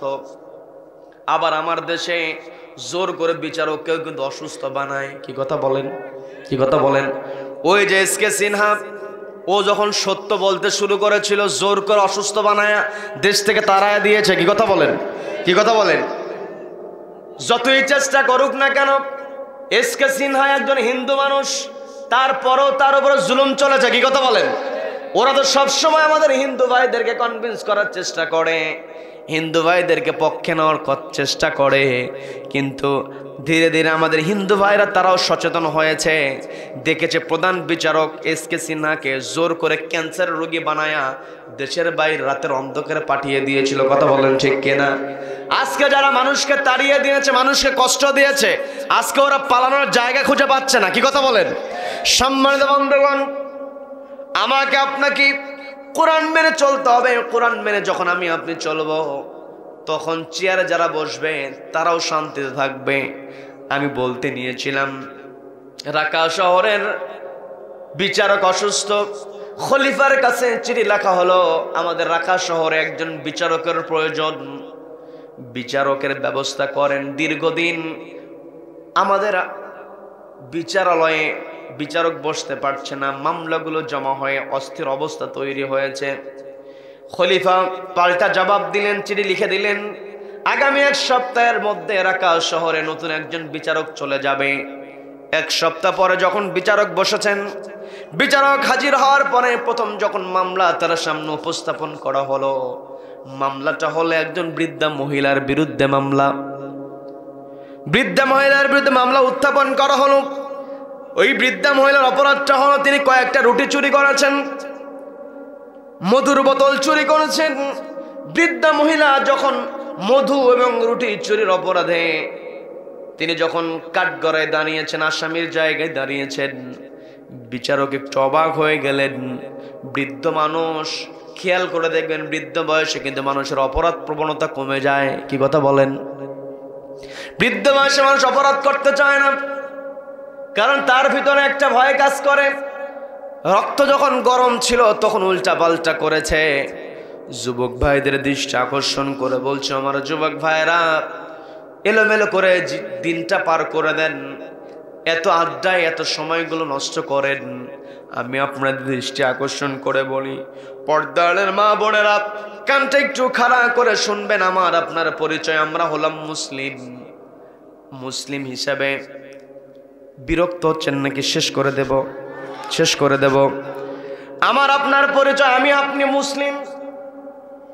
আবার যেই ব্যক্তি একজন রিক্সা চালক, যেই ব্যক্তি একজন ভ্যান চালক, যেই ব্যক্তি একটা ট্রাকের ড্রাইভার, যেই ব্যক্তি জমির কৃষক, খেয়াল করে দেখবেন 24টা ঘন্টার মধ্যে সে কিন্তু তার ডিউটিটা 6 থেকে 8 ঘন্টা কমপক্ষে পালন করে। রিক্সা চালক হলে রিক্সা চালায়, ভ্যান চালক হলে ভ্যান চালায়, কৃষি কাজ করলে জমিতে কাজ করে, শিক্ষক হলে স্কুলে পাঠদান করে, তার মানে ভিন্ন ভিন্ন পরিচয় থাকার কারণে ভিন্ন ভিন্ন ব্যক্তির ভিন্ন ভিন্ন কাজ আছে। ড্রাইভার গাড়ি চালায়, দোকানদার ব্যবসা করে, দোকানদারি করে, তার মানে যারা যেমন পরিচয়ের আলোকে দৈনিক জীবনে সে কোনো না কোনো কাজ করে। কিন্তু আমি আপনি আমার আপনার পরিচয় হলো আমি আপনি হলাম মুসলিম। একটাবার চোখটা বন্ধ করে একটাবার চিন্তা করবেন, ঘুমাতে যখন যাবেন ঘুমাতে গিয়ে একটাবার ভাববেন সারাটা দিন অতিবাহিত হয়েছে, আমি তো মুসলিম, আমি মুসলিম হিসেবে কোন কাজটা করলাম? ইসলামের স্তম্ভ 5টা। ঈমান যখন আনা হয়েছে সেই কাজ তো শেষ। এরপরে নামাজ আছে, রোজা আছে, যাকাত আছে, হজ আছে। আমি আপনি চাইলে কিন্তু আজকে হজ করতে পারবো না, এই মুহূর্তে যাকাত দিতে পারবো না, বছরে একদিন যাকাত দিলে বাকি আর যাকাত দেওয়ার সুযোগ নাই। একটা মৌসুম হজ করলে সারা বছর হজ করার কোনো সুযোগ নাই। রমজান মাসে রোজা রাখলাম আর রোজা রাখার সুযোগ নাই। তার মানে মুসলিম হিসাবে 5টা স্তম্ভের মধ্যে থেকে 4টা স্তম্ভ আর স্পর্শ করার সুযোগ থাকে না। একটা স্তম্ভ স্পর্শ করার সুযোগ থাকে, সেটা হলো নামাজ। কি কথা বলেন? কি কথা বলেন? ভ্যান চালক হিসাবে ভ্যান চালালেন, ছাত্র হিসাবে লেখাপড়া করলেন, শিক্ষক হিসাবে পাঠদান করলেন, ব্যবসায়ী হিসাবে ব্যবসা করলেন, কিন্তু আমার আপনার যে পরিচয় আমি আপনি মুসলিম হিসাবে কি আমি নামাজ পড়েছি কিনা একবার ওই বিছানায় শুয়ে একটাবার চিন্তা করার দরকার আছে না নাই? সবাইকে দৃষ্টি আকর্ষণ করা বলছি, নামাজ পড়েন। নামাজ পড়ার ইচ্ছা করলে আপনি অবশ্যই পড়তে পারবেন। আমার অনেক তরুণ কিশোর ছোট্ট ছোট্ট ভাইরাও আলোচনা শুনছো, তোমাদেরকেও বলছি ছোট্টবেলা থেকে নামাজ পড়ো। কোনো মানুষ যদি নামাজ পড়ে তার দৈনিক দিনটার দিনের কাজটাও সহজ হয়ে যায়, রুটিনটা গোছানো থাকে, কাজগুলো গোছানো থাকে। কি কথা বলেন? কি কথা বলেন? সম্মানিত বন্ধুগণ, আমি সে কথা বললাম, ওই যে বৃদ্ধ বয়সী নামাজ সহজেই ধরে যায়, নামাজ পড়ে, কারণ শরীরে তত টকবকে রক্ত নাই, বৃদ্ধ বয়সে সহজে নামাজের দিকে চলে আসা যায়। কিন্তু যুবক ভাইদেরকে বলছি, যুবক ভাইরা যে নামাজ পড়ে বৃদ্ধের চাইতে যুবকের নামাজ আল্লাহর কাছে কম প্রিয় না বেশি প্রিয়? আমি আর বেশি বলবো না, যা বলার বলে ফেলেছি। এই যে বলতে নিয়েছিলাম, বৃদ্ধ মানুষ অপরাধ প্রবণতা কমে যায়। বিচারক লক্ষ্য করে দেখলেন একজন বৃদ্ধা মহিলা চুরি করতে এসেছে। এই বয়সে তো চুরি করার কথা নয়। জিজ্ঞাসা করা হলো, আপনার বয়স এত, এই বয়সে আপনি কেন চুরি করলেন? এই বয়সে চুরি করেছেন, চুরি করলে যে শাস্তি পেতে হয় সেটা কি জানেন না? বলে হ্যাঁ জানি। চুরি করলে হাত কেটে দেওয়া হয়, এটাকে জানা আছে নাকি? বলে হ্যাঁ জানা আছে। তারপরেও কেন চুরি করলেন? বৃদ্ধা মহিলা জবাব দিয়ে বলছে, আমি তো চুরি করতে চাই নাই, আমার ঘরে আমার 2টা নাতনি আছে, আমার ঘরে কয়েকদিন যাবৎ খাবার নাই, আমি বড় মানুষ, আমি বৃদ্ধ মানুষ, আমি আমার বিবেককে নিয়ন্ত্রণ করতে পারি, মনকে বোঝাতে পারি। খাবার ছিল না, কষ্ট করে আমি সহ্য করেছি, এখনো সহ্য করে আছি, কিন্তু আমার ঘরে যে 2টা নাতনি আছে তারা তো ছোট ইয়েতিম, খাবার পায় না, ছটফট করে যন্ত্রণায়, ঘরে খাবার নাই। আমি যখন আমার নাতনি 2টার দিকে তাকিয়েছি, নিজেকে আর নিয়ন্ত্রণ করতে পারি না, ঘর থেকে বের হয়েছি, এখানে সেখানে গিয়েছি, সহযোগিতা চেয়েছি, কেউ সহযোগিতা করে নাই। কোথাও কাজ করব, কেউ আমাকে কাজ দেয় না, আবার কাজ দিলে আমি যে কাজ করব সে শক্তিটাও পর্যন্ত আমার নাই। আমি যখন রুটির দোকান দিয়ে সামনে দিয়ে যাচ্ছিলাম, রুটির দোকানের সামনে দিয়ে যাওয়ার সময় লক্ষ্য করে দেখলাম দোকানদার একটু অন্যমনস্ক হয়ে আছে। দোকানে আমি রুটি খেয়াল করলাম, আমি কয়েকটা রুটি নিয়েছি। রুটি নেওয়ার পর যখন মধুর বোতলে হাত দিয়েছি, চুরি করার তো অভ্যাস নাই। দোকানদার বুঝতে পেরেছে, সঙ্গে সঙ্গে আমাকে ধরে ফেলেছে। যখন এই কথা বলা হলো, বিচারক বলছে আজকে নতুন করে আর কোনো শুনানি হবে না, আগামী দিন শুনানি হবে। তবে শুনানি করার সময় এই শহরের যিনি প্রধান, এই নগর প্রধান যিনি, খাদ্য প্রধান যিনি, সফল ব্যবসায়ী যারা, গণ্যমান্য ব্যক্তি যারা আছে সবাইকে ইন্ডিকেট করে তিনি বলেন আগামী দিনে সবাইকে থাকতে হবে। আজকের মতো এখানে মুলতবি ঘোষণা করা হলো। পরের দিনে যখন সবাই হাজির হয়েছে, বিচারক তিনি বলছেন আজকে নতুন করে আমার শুনানির কোনো প্রয়োজন নাই। আমি তো গতকালকেই রায় দিতে পারতাম, কারণ বৃদ্ধা মহিলা অপরাধ করেছে, অপরাধ করে নিজে অপরাধের কথা স্বীকার করেছে। যেখানে অপরাধী যদি স্বীকার করে নেয় সেখানে বিচার দিতে তো আর রায় দিতে তার কোনো কিছুই বাকি থাকে। আমি তো গতদিন রায় দিতে পারতাম, কিন্তু গতদিন আমি রায় দেই না, আজকে আমি রায়টা দেব। আমার রায়টা হলো প্রথম রায়, যেটা হাত কাটার বিধান।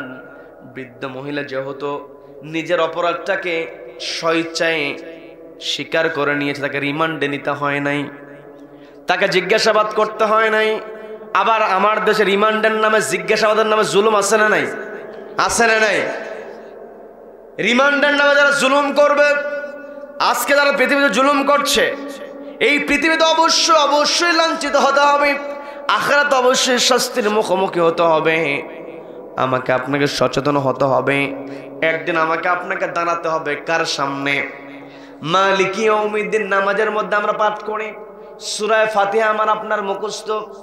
আমার আপনার চিন্তার মধ্যে যদি আমি আপনি আয়াতটাকে গেঁথে নিতে পারি, মালিকি ইয়াউমিদ্দিন, আল্লাহ হলেন ওই দিনের মালিক, যেই দিন আল্লাহ বিচার কায়েম করবেন, ওই কথা যদি আমার আপনার স্মরণে থাকে, আমি আপনি আল্লাহর ইবাদতের বাইরে কখনোই থাকতে পারবো না। কথা বলেন ঠিক কিনা? সম্মানিত বন্ধুগণ, আমি বলতে নিয়েছিলাম ওই ঘটনা, যখন ওই বৃদ্ধা মহিলার ব্যাপারে বলা হলো, যেহেতু অপরাধটা স্বীকার করে নিয়েছে, কাজেই তার হাত কাটার শাস্তিটা তাকে মওকুফ করা হলো। তবে যেহেতু বিচার সংগঠিত হয়েছে, 50টা বেতের বাড়ি অপরাধের জন্য নির্ধারণ করা হলো। 50টা বেতের বাড়ি নির্ধারণ করা হলো। এরপরে বলা হলো 500 দিরহাম জরিমানা করা হলো। বিচারক রায় দিয়ে দিলেন। রায় দেওয়ার পরে তিনি কি করলেন? তার চেয়ার থেকে নেমে এসে ওই বৃদ্ধার পাশে দাঁড়ালেন। এরপরে কি হলো শুনবেন নাকি মোনাজাত দেব? শুনবেন? বাজে তো অনেক। আচ্ছা, মাহফিল কয় তারিখে? তুমি বলো, কয় তারিখ? এখন কয় তারিখ?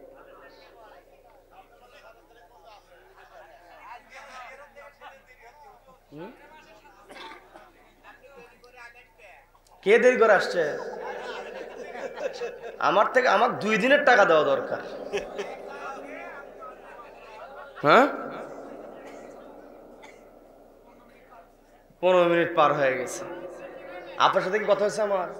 আমার সাথে কথা হয়েছে? যার সাথে কথা তাকে ধরবেন। এই যে আমরা 27 তারিখের মাহফিল, 28 তারিখে বলে আলহামদুলিল্লাহ, বলে আলহামদুলিল্লাহ। এখানে বসেছি কার সন্তুষ্টির জন্য? কার সন্তুষ্টির জন্য? সম্মানিত দিনী ভাইরা, রাত গভীর হয়ে যাচ্ছে, ফজর নামাজের দিকে আমাকে আপনাকে খেয়াল করতে হবে। কি কথা বলেন? কিন্তু যে এত সুন্দর আয়োজন করা হয়েছে, সেখানে তো কিছু খোরাকের দরকার। কি কথা বলেন? কষ্ট করে এসেছি। জহুরুল ভাই বলার কারণে, এই যে আমার জাকারিয়া অনেক কাছের, বলার কারণে ডেটটা কষ্ট করে দিয়েছে। অনেক আবার বলুন হুজুর নিজের ঢোল পিটাইতেছে। গতকালকে মেহেরপুর ছিলাম, আজকে এখান থেকে শেষ করে আমার চলে যাবো চিটাগং। আপনারা তো বাড়ির কাছেই যাবেন। বন্ধুগঞ্জে কথা বলতে নিয়েছিলাম, ওই যে বিচারক এসে বৃদ্ধা মহিলার পাশে দাঁড়ালেন, দাঁড়িয়ে বলছেন, এই যে আজকে রায়টা ঘোষণা হয়েছে, 50টা বেতের বাড়ি নির্ধারণ করা হয়েছে, এই যে চুরিটা সংগঠিত হয়েছে, বৃদ্ধা মহিলা না খেয়েছিল, বয়স তার হয়ে গিয়েছে। এই বৃদ্ধা মহিলার খোঁজ খবর নেওয়ার দায়িত্ব হলো রাষ্ট্রের দায়িত্ব। আজকে এই যে চুরি সংগঠিত হয়েছে, এই চুরি সংগঠিত হওয়ার অপরাধ যদি হয়, 1 নাম্বার অপরাধী হলো এই রাষ্ট্রের খলিফা। বলেন আল্লাহু আকবার। এই রাষ্ট্রের খলিফা। আমি যেহেতু রাকা শহরের বিচারক, আমি একজন খলিফার প্রতিনিধি। খলিফা যেহেতু অপরাধী, আমিও তো প্রতিনিধি, আমিও অপরাধী। এই 50টা বেতের বাড়ি নির্ধারণ করা হয়েছে, 20টা বেতের বাড়ি আমার হাতে প্রদান করা হোক। বলেন আল্লাহু আকবার। বানিয়ে বলছি নাকি? খলিফা রশিদের জীবনে খোলা দেখেন। আমি আপনি যদি মানুষের অধিকার নিশ্চিত করতে চাই, কোরআনের বিধান ছাড়া বিকল্প আর কোনো বিধান হতে পারে না। কথা বলেন ঠিক কিনা? আমি আপনি যদি এই পৃথিবীতে শান্তি আনতে চাই, তাহলে কোরআনের নীতির চাইতে বড় কোনো নীতি হতে পারে না। কোরআন দিয়েই রাজনীতি করতে হবে। কি কথা বলেন? সম্মানিত দিনী ভাইরা, আপনি আমি অন্য ধারার রাজনীতি করতে পারি, কিন্তু কোরআনের মধ্যে যে রাজনীতি আছে এটাকে অস্বীকার করার কোনো উপায় আছে নাকি? যখন আমি আপনি কোরআন বাদ দিয়ে অন্য ধারার রাজনীতি করব, তখন আমি ফাসেক হয়ে যাব, পাপাচারী হয়ে যাব। কিন্তু যখনই আমি আপনি কোরআনের মধ্যে যে নীতি আছে এই নীতিকে আমি আপনি যখন অস্বীকার করব, তখন আমি আপনি আর পাপাচার থাকবো না, আমি আপনি তখন কাফের হয়ে যাব। কথা বলেন ঠিক কিনা? আপনি মানেন না, সেটা আপনার দুর্বলতা, কিন্তু কোরআনকে অস্বীকার করার কোনো উপায় মুসলমানের থাকতে পারে না। কথা বলেন ঠিক কিনা? যেই ব্যক্তি নামের সামনে মোহাম্মদ লাগায়া কোরআনের রাজনীতিকে অস্বীকার করবে, ওই ব্যক্তি টাটকা মুনাফিক। কি কথা বলেন? আমার আপনার দুর্বলতা থাকতে পারে, কিন্তু এই বলে কোরআনের বিরুদ্ধে কখনো যাওয়া যাবে না। কি কথা বলেন? কোরআনটা কার বিধান? সবাইকে বলতে হবে কার বিধান। বন্ধুগণ, বলতে নিয়েছিলাম, বিচারক বলল আমার হাতে 20টা বাড়ি মারা হোক। হাতটা তিনি বের করে দিলেন। তিনি বলছেন আমার হাতে বেত্রাঘাত করো, কিন্তু আমি বিচারক হওয়ার কারণে, আমি তো আজকে বিচারক, আমি বিচারক হওয়ার কারণে আমার হাতে আসতে বাড়ি মারবে তা কিন্তু হবে না। প্রয়োজনে অন্য আসামির ক্ষেত্রে যেভাবে আঘাত করা হয় আমার ক্ষেত্রে তার চাইতে জোরে আঘাত করা হোক। বলেন আল্লাহু আকবার। এই যে আঘাতগুলো তিনি হাতের মধ্যে নিয়েছিলেন একমাত্র কার ভয়ে? সবাইকে বলতে হবে কার ভয়ে। বন্ধুগণ, একের পর যখন কয়েকটা বেত্রাঘাত করা হলো, হাত ফেটে গিয়ে রক্ত বের হয়েছে। পাশ থেকে একজন দৌড়ে এসেছে হাতটা ধরার জন্য, ব্যান্ডেজ করায় দেবে, রক্ত প্রবাহ বন্ধ করার চেষ্টা করবে, তিনি কাছে আসতে দিলেন না। তার কাছে থাকা যেই রুমালটা আছে, রুমালটা বের করে নিজেই হাতের মধ্যে পেঁচায় বলছে এখনো 20টা সংখ্যা পূর্ণ হয় নাই, বাকি বেতের বাড়ি দিয়ে 20টা সংখ্যা পূর্ণ করো। বলেন আল্লাহু আকবার। এক এক করে যখন 20টা বেতের বাড়ি পূর্ণ হয়ে গেল, এরপরে বিচারক বলছি 20টা বেতের বাড়ি পূর্ণ হয়েছে, 30টা বেতের বাড়ি, একটাও বেতের বাড়ি এই বুড়ির হাতে হবে না, বৃদ্ধার হাতে হবে না।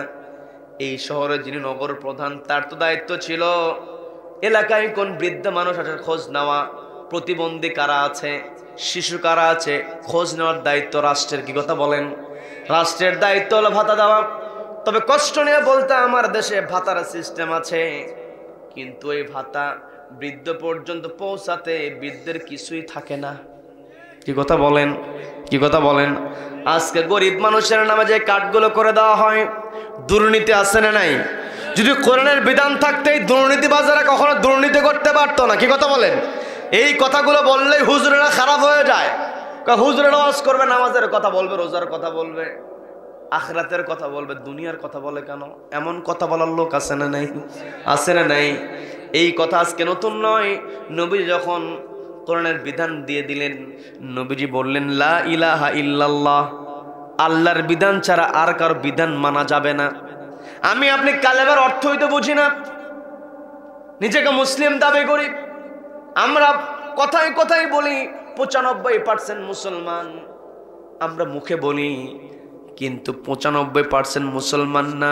একটা দেশে, আমার এই দেশে যদি 30 থেকে 35% মানুষ যদি খাঁটি মুসলমান হতে পারত, কোরআনটাকে বুঝতে পারত, তাহলে এই বাংলাদেশটা একেবারে জান্নাতের পরিবেশ হয়ে যেত। কথা বলেন ঠিক কিনা?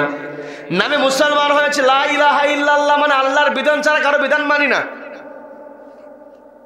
আল্লাহর বিধান ছাড়া কোনো বিধান, শুধু আমি আপনি নামাজের মধ্যে পড়লাম, সূরা পড়তে, সূরা মিলাতে হবে, বৈঠকে বসে এই কাজ করতে হবে, এটার নাম ইসলাম নয়।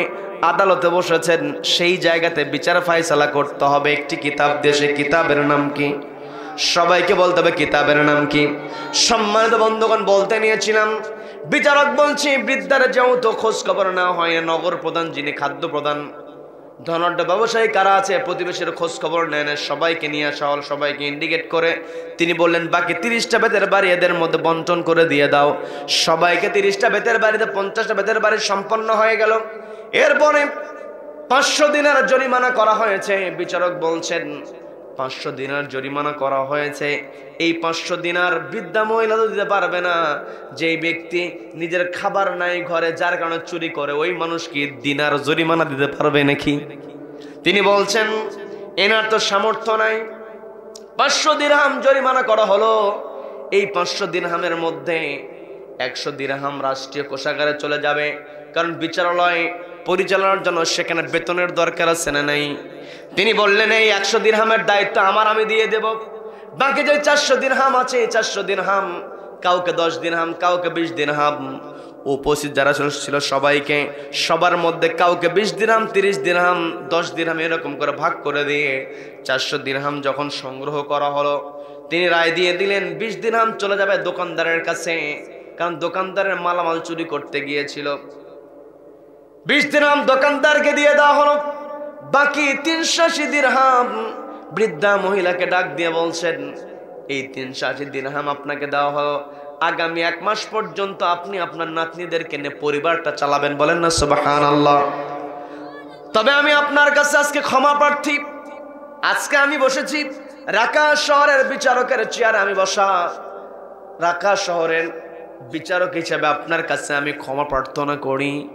আমার তো দায়িত্ব ছিল আপনার খোঁজ নেওয়া, আমি সেই খোঁজ নিতে পারি নাই। আপনি কষ্ট করেছেন, যতই আমার হাতে বেতের বাড়ি মারা হোক না কেন, কিয়ামতের ময়দানে আপনি যদি আমার নামে অভিযোগ করেন, রাষ্ট্রীয় পদে থাকার পর আমি আপনার দায়িত্ব পালন করতে পারি না, আল্লাহ আমাকে ছাড়বে না। দুনিয়াতে আপনার কাছে ক্ষমা চাই, আপনি আমাকে ক্ষমা করে দিন, ওই দিন আমার নামে আল্লাহর কাছে অভিযোগ করিয়েন না। বলেন না সুবহানাল্লাহ। এগুলো একমাত্র হয়েছে অন্তরে ছিল কার ভয়? সবাইকে বলতে হবে কার ভয়? আজকে আমার দেশে বিচারক হলে ভাবই আলাদা, কি কথা বলেন? কিন্তু যতই ভাব নিক না এখন এমন একটা পর্যায় হয়ে যায় কলার পাতার উপরে শুইতে হয়, কি কথা বলেন? তার মানে কোরআন বুঝতে হবে, কোরআন মানতে হবে, কোরআনের সঙ্গে সম্পর্ক রাখতে হবে। যার কাছে কোরআন আছে তার কাছে সম্মান আছে, দুনিয়াতেও সম্মান, আখিরাতেও সম্মান। কি কথা বলেন? কি কথা বলেন? কোরআন মানলে দুনিয়াতে শান্তি, আখিরাতে মুক্তি।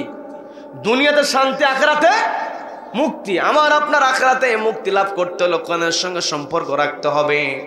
বিচারক বলেন আমার কাছে, বিচারক বলছেন আপনার কাছে আমি ক্ষমা চাই, আমাকে ক্ষমা করে দিয়ে আপনি চলে যান। 380 দিরহাম দিনার যেটা আপনাকে দিলাম, এটা দিয়ে আপনি আপনার পরিবারটা চালাবেন, নাতিপুতনিদেরকে নিয়ে খাবেন। 1 মাস পরে আপনি গিয়ে খলিফার সঙ্গে দেখা করবেন। খলিফার সঙ্গে দেখা করার পরে সেই দিন আপনার ভাতার ব্যাপারে সিদ্ধান্ত নেওয়া হবে। মহিলাকে বিদায় করে দেওয়া হলো। 1 মাস পরে মহিলা তার নাতনিদেরকে নিয়ে যখন রাজার দরবারে, খলিফার দরবারে প্রবেশ করেছেন, দরবারে প্রবেশ করার সঙ্গে সঙ্গেই ওই খলিফার আসনে যিনি বসে আছেন তাকে দেখে চমকে উঠলেন। 1 মাস পূর্বে ওই হাতের মধ্যে 20টা বেতের বাড়ি যিনি নিয়েছিলেন তিনি তো খলিফার আসনে বসে আছেন। বলেন না সুবহানাল্লাহ। ওই যে চিঠি লেখা হয়েছিল ঢাকা শহরের বিচারক অসুস্থ, পাল্টা জবাব দেওয়া হয়েছিল আগামী 1 সপ্তাহ পর তোমাদের কাছে বিচারক চলে যাবে। ছদ্মবেশ নিয়ে নিজের পরিচয়টাকে গোপন করে তিনি হাজির হয়েছিলেন। তিনি দেখতে চেয়েছিলেন আসলে আমার রাষ্ট্রে বিচার কেমন করা হয়, গরিবেরা অধিকার পায় কিনা, নিজের পরিচয়টা গোপন করেছিলেন। ওই সময় সেটা সম্ভব ছিল, কিন্তু বর্তমান সময়ে রাষ্ট্রপতি হবে আর তাকে চিনবে না, এটা অসম্ভব ব্যাপার। প্রযুক্তি, ক্যামেরা আছে না নাই? আছে না নাই? আমার দেশে গ্রামের কৃষক মানুষ ট্রাম্প কেমন করে মুখ বাঁকা করে সেটাও দেখাতে পারে। কি কথা বলেন? কিন্তু তৎকালীন সময় তো প্রযুক্তি ছিল না। বিচারক তিনি তার চেহারাটাকে গোপন করেছেন, অর্থাৎ তার পরিচয়টাকে গোপন করেছেন। তাকে যারা চিনত তাদেরকে বলেছেন আমার পরিচয় দিবা না। তিনি যে ঢাকা শহরের বিচারকের চেয়ারে বসেছিলেন, একমাত্র তিনি দেখতে চেয়েছিলেন আমি যে রাষ্ট্র পরিচালনা করছি আমার রাষ্ট্রে ন্যায় বিচার আছে কিনা, ন্যায় বিচারের অর্ডার দিয়েছেন কে। ওই যে খতিব সাহেব বলেন ইন্নাল্লাহা ইয়ামুরু বিল আদল, আল্লাহ আমাকে আপনাকে অর্ডার দিয়েছেন আদালত কায়েম করো, ন্যায় বিচার প্রতিষ্ঠা করো। আবার আল্লাহ আমাকে আপনাকে খেলাফতের দায়িত্ব দিয়ে বলছেন তা'মুরুনা বিল মা'রুফ, সৎ কাজের আদেশ দাও, ওয়া তানহাউনা আনিল মুনকার, অসৎ কাজে বাধা প্রদান করো। আমি আপনি ন্যায় বিচার যদি প্রতিষ্ঠা করতে পারি তবে আমার আপনার পক্ষে সৎ কাজের পক্ষে কাজ করা সম্ভব, অসৎ কাজের বিপক্ষে প্রতিবাদ করা সম্ভব। কি কথা বলেন? সম্মানিত বন্ধুগণ, ওই যে ঘটনা বলতে নিয়েছিলাম, বৃদ্ধা মহিলা চমকে গিয়েছেন। বৃদ্ধা মহিলাকে দেখে দ্রুত এগিয়ে আসলেন, এসে বলছেন চিন্তিত হওয়ার কোনো কারণ নাই, আপনি আমাকে দেখে অবাক হওয়ার কিছুই নাই। ওই রাকা শহরের বিচারক অসুস্থ ছিল, যার কারণে আমি আমার নিজের পরিচয়টাকে গোপন করে সেখানে গিয়ে বিচারকের আসনে বসেছিলাম। ওই দিন তো আপনার কাছ থেকে আমি ক্ষমা চেয়েছি বিচারক হিসাবে, কিন্তু আমার তো দায়বদ্ধতা আছে, আমি তো খলিফা হিসাবে আপনার কাছ থেকে ক্ষমা নিতে পারি নাই, এবং আপনার যে নাতনি আছে এদের কাছ থেকেও আমি ক্ষমা নিতে পারি নাই। ওই দিন রাকা শহরের দায়িত্বে থাকার কারণে আমি আপনাদের ভাতার সিস্টেমটা চালু করতে পারি নাই। 1 মাস পরে আপনাদেরকে আমার দরবারে এই জন্য আসতে বলেছি। আজকে আপনার ভাতা নির্ধারণ করে দেওয়া হবে, আপনার নাতনিদের ভাতা নির্ধারণ করে দেওয়া হবে। তার মানে বোঝা যায় যখন সমাজে কোরআন প্রতিষ্ঠা হবে সেই সময়ে প্রতিবন্ধী মানুষ, বৃদ্ধ মানুষ, শিশু মানুষেরা তারা তাদের অধিকার পাবে। কথা বলেন ঠিক কিনা? কি কথা বলেন? তার মানে আমার আপনার দায়িত্ব এই পৃথিবীতে ন্যায় বিচার প্রতিষ্ঠার জন্য কাজ করতে হবে। একাকী নিজে ভালো থাকার চেষ্টা করলাম হবে না। ইবাদত করার জন্য আল্লাহ আমাকে আপনাকে পাঠান না, ইবাদতটাকে প্রতিষ্ঠা করার দায়িত্ব আল্লাহ আমাকে আপনাকে দিয়েছেন। কাজেই যত কথাই আমরা বলি না কেন, প্রত্যেকটা কথার সারাংশ যেটা দাঁড় হয়ে যায়, আমাকে আপনাকে আল্লাহ রাব্বুল আলামিন পৃথিবীর সর্বশ্রেষ্ঠ সৃষ্টি বানিয়েছেন। কোনো দরখাস্ত আমরা আল্লাহর কাছে করেছিলাম? করি নাই। কোনো দরখাস্ত করতে হয় নাই। আল্লাহ চাইলে তো আমাকে অন্য পশু পাখি বানাতে পারতেন, কিন্তু আল্লাহ তা না করে আমাকে আপনাকে সর্বশ্রেষ্ঠ সৃষ্টি বানিয়েছেন। এবং পৃথিবীতে চলার জন্য আল্লাহ বললেন ওয়া হামালনাহুম ফিল বাররি ওয়াল বাহর, জলে স্থলে কেমন করে চলবে সবকিছু নিয়ন্ত্রণ আমি দিয়েছি। আমি আপনি গাড়ি ঘোড়ায় চলি, এই গাড়ি ঘোড়ার ইঞ্জিনগুলো তৈরি করার জন্য মেধা আমাকে আপনাকে দিয়েছেন কে? এই যে উপাদানগুলো দরকার এগুলো দিয়েছেন কে? সময় সংক্ষেপ, উড়ে যায় হেলিকপ্টারে, উড়ে যায় বিমানে, পানির মধ্যে যায়, এমন এমন পানির মধ্যে লঞ্চ দেখা যায়। আমাকে আপনাকে যদি চোখটা বেঁধে নিয়ে লঞ্চের মধ্যে চোখটা খুলে দেওয়া হয়, আমি আপনি বুঝতে পারবো না মাটিতে আছি না বিল্ডিংয়ে আছি। কি কথা বলেন? এত সুন্দর সুন্দর তলা, বহুতল ভবন, এমনকি এসি ফিট করা, বিছানা সেখানে আছে, আপনি বুঝতেই পারবেন না মাটিতে না পানিতে। আল্লাহ বলেন ওয়া হামালনাহুম ফিল বাররি ওয়াল বাহর, আমি মানুষকে জলে স্থলে পানিতে মাটিতে চলার জন্য সব অধীনস্থ করে দিয়েছি। আমার আপনার এত কিছু আল্লাহ করে দিলেন, সব কিছু আমার আপনার জন্য। আরো স্পষ্ট আল্লাহ বলেন হুয়াল্লাযী খালাকালাকুম মা ফিল আরদি জামিআ, সূরা বাকারার 29 নম্বর আয়াত আল্লাহ বলেন তিনি সেই মহান সত্তা, খালাকালাকুম তোমাদের জন্য তৈরি করেছেন, মা ফিল আরদ জমিনে যা আছে, জামিআ তার সবকিছু, সবকিছু আল্লাহ আমার আপনাদের জন্য তৈরি করেছেন। আমি আপনি শুধু দুনিয়াতে ভোগ করে যাব, ইচ্ছা মতো চলবো, এটার জন্য আল্লাহ আমাকে আপনাকে পাঠান নাই। আমার আপনার দায়িত্ব আল্লাহর গোলামি করতে হবে, আল্লাহর জমিন আমাকে আপনাকে খেলাফতের দায়িত্ব পালন করতে হবে, প্রতিনিধির দায়িত্ব পালন করতে হবে। আমি যেমন আল্লাহর বান্দা, আমি আল্লাহর প্রতিনিধি, বান্দা হিসেবে আমি ব্যক্তিগত জীবনে ইবাদত করব, আর খলিফা হিসাবে আল্লাহর যে হুকুম, এই হুকুমটা সমাজে রাষ্ট্রে বাস্তবায়নের জন্য আমাকে আপনাকে কাজ করতে হবে। রব্বুল আলামিন আমাদের সকলকে কবুল করে নিন, বলেন আমিন।